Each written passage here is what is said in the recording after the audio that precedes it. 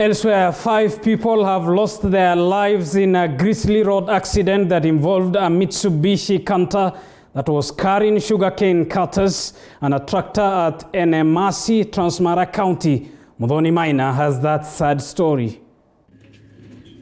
A dark cloud has engulfed Transmara, Narok County after 5 people died and 41 others were in a grisly road accident. The injured are receiving treatment at Kilgoris Sub-County Hospital in Narok and others in Kisii Hospital. According to some victims who are employees of Transmara Sugar Company who are receiving treatment at Kilgoris Sub-County Hospital, the brakes of the tractor-lorry stopped functioning before it rammed on the tractor. Ndio gari katika breki. Sasa mbele yake kulikuwa na tinga ya kubeba miwa.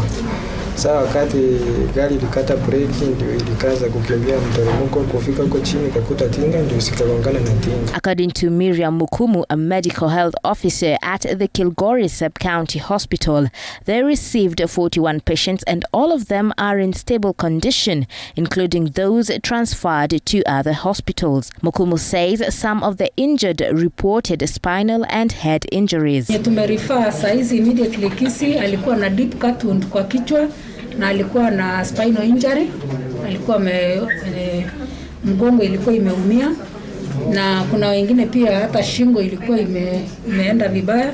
Tulijaribu kurekebisha na tukasupport tukawarifa. Narok County Commissioner Evan Sachoki, who visited those still at Kilgoris Hospital, sent his condolences to the families of the deceased. Sachoki has also directed all vehicles contracted by the sugar company to be checked. Police have launched investigations into the cause of the accident. But I want to take this opportunity to caution our drivers to be extra careful when they are ferrying workers to workstations, especially the cane cutters.